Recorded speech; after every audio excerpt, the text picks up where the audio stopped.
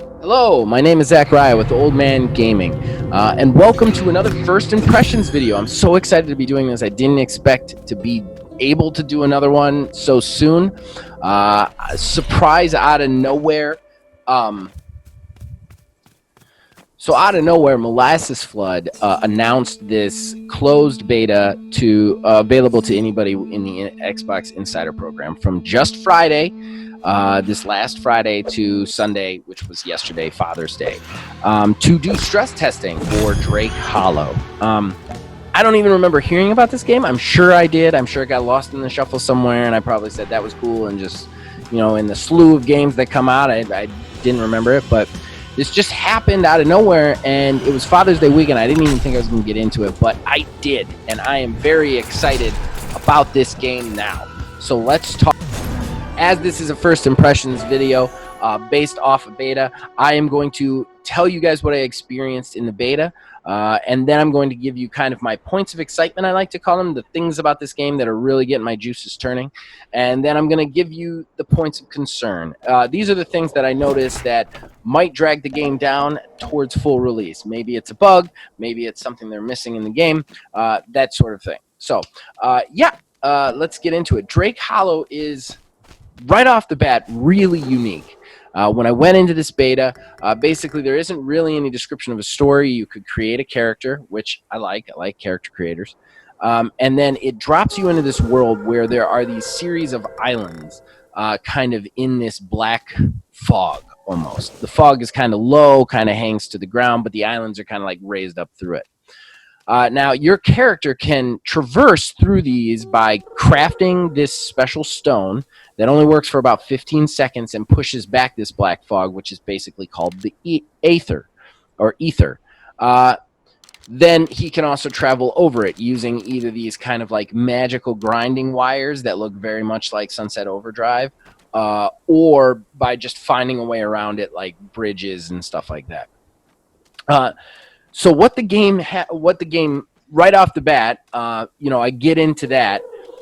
Then you find these things called drakes, which are these little cute plant creatures.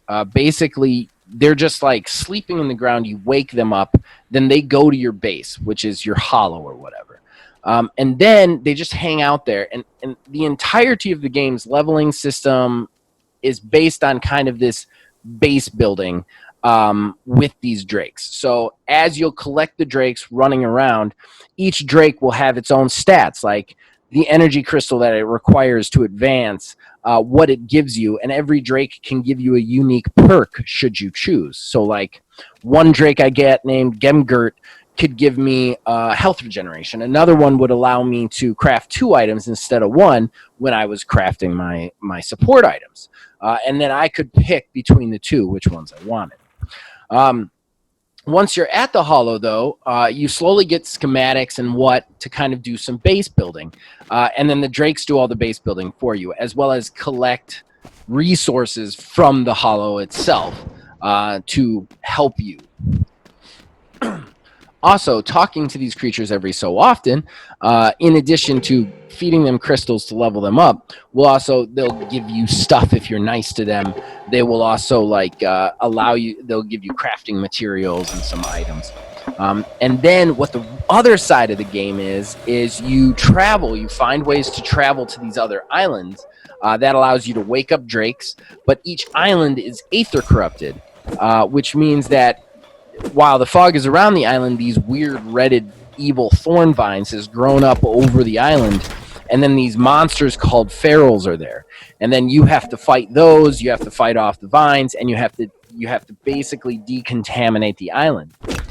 And doing this will allow you to loot for stuff to help your camp, such as food and water and resources to build more stuff to keep your drakes happy, fed, and healthy. Every so often, to make matters even worse, the ferals will raid your hollow. What's interesting about this too is as you level up the camp, the raids will become more vicious. You'll get bigger and scarier enemies that'll come at you. So from what I was able to play, that seemed to be the loop. You would kind of go out, try and clear these islands, fight off these creatures, bring back supplies and protect your island, your hollow, from these ferals and help these drakes grow, which then would give you more power. This is one of the most unique games I've ever seen. They take elements of tower defense, elements of from survival games such as like State of Decay and Ark, and then they take like just a very basic loot combat, and they just kind of put it all to one. And it's just, I don't know how they made it work as smoothly as it does. So just going into more of what I experienced, the combat system then seemed really simple and actually very difficult at first. But once I started to play with it, I realized it's kind of a little bit of a masterstroke. It actually, you can block and you have this shield bar, which will go down as you get attacked, but it goes down pretty fast. So you have to, but you also have this really cool evade dash thing that allows you to kind of like flank really fast, but that has like a 4 or 5 second cooldown, and the bad guys do massive damage. So you really have to, like, I don't want to say Dark Souls. I didn't feel like I was playing Dark Souls, but it's unforgiving like Dark Souls. Like, you really have to, once you get the hang of it, it really makes the combat very strategic and interesting. It's one of those kind of simple to understand, very hard to master combat systems that I enjoy. Death also works a little bit differently. When you die, you don't just die. It's not just over. What happens is you spawn back at your base, at your hollow, but as a ghost. You can do one of two things. You can either run back to your body, wherever it is, and in doing so, you won't take any penalties other than the run back, which is annoying. Or you can just respawn at your base, and it'll hurt all your items a little bit. This obviously is a mechanic to aid in multiplayer play, which this game had an option for multiplayer play right off the bat. I did not get a chance to play it. I wanted to. I just ran out of time. There's too much stuff going on this weekend. But I think it's a really interesting way to do multiplayer play. If you have like 3 or 4 people in that one game and somebody gets knocked back, it's kind of like he's got to run all the way back in. So while they're not dead and they can get back, you're down a man for there. It's a very interesting mechanic for what they're trying to do.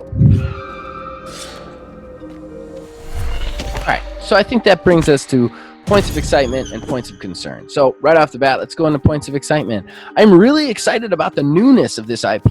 I have not seen anything like this on the market. Yes, it takes elements from so many other games and kind of puts it together into one, but at the same time, the putting together of it into one, the combination that they put together is just so interesting and intriguing. I really found that great. I love the new drakes, even though they were kind of cutesy and silly, and I did get a little annoyed that I had to keep making teddy bears for them to keep them happy. Just that mechanic was kind of a cool, interesting idea. The bad guys look cool and interesting, and they just, like, every part of this game, you can tell they tried to get it right. So I really enjoyed that. That brings me to my next point of excitement, which is the combat. I was really pleasantly surprised by the combat. You know, I did a first impression video on Grounded recently, and Grounded was a really cool game, but the combat seemed to be lacking. In a lot of those survival games, the combat seems to be if you don't have the right equipment, you die. This one, there is a finesse to the fighting, and sure, the equipment helps you, but there is a finesse and a skill to actually fighting. You can beat some things that are bigger than you if you're smart about it, and I really enjoyed that. This game really seems to reward intelligent play over bruiser play, and I really respected that. That brings me to the points of concern. Now, honestly, I don't have that many points of concern because I did really enjoy this game. This was a pleasant surprise. It came out of left field. I don't even remember it getting announced, and this was just so much fun. It left me really wanting more. However, I do have a couple of things. Number one, this is a beta, so some of these are probably going to get fixed when we get to wherever we're getting. But there is no lore in this game. None. And I thought even for a beta, I would find out a little bit about the world. Like, why is it covered in this aether? Why are only these islands there? Why am I a preteen human and the only preteen human anywhere? I mean, even the quest giver and the shopkeeper is a crow and a magpie. Like, why are they talking to me? Where are all the other people? What are the drakes? Where did the drakes come from? Am I in a different dimension? Am I in my same dimension? Like, stuff like that. I really want that in the game. I want there to be that driving force. And I think the one thing that could bring this game down is while the initial excitement about it is really good, I could see the loop getting a bit old. Once you get it down packed, you're gonna get to a point where you're like, okay, I get everything this thing has to offer. What's the point of it? And the grind isn't content. We've said it in our Borderlands shows, and that would be the only thing that scares me about this. Is I really want to be playing this to find out about the world. I want lore. I want some way of finding out lore and story. I want there to be a bad guy.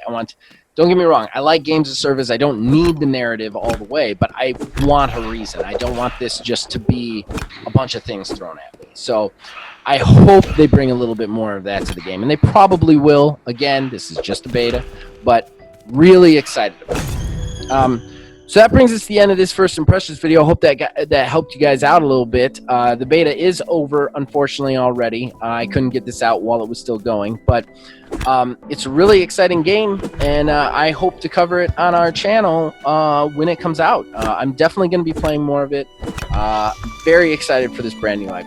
So hopefully it helps you guys out, and you guys can, of course, reach us on Facebook at OldManGamingDH, on Twitter at OldManGaming9. Join our Discord. The link is in the description below, and you can influence all of our shows from there. As long as you guys keep watching and listening to these, we will keep making them. We'll see you guys next time.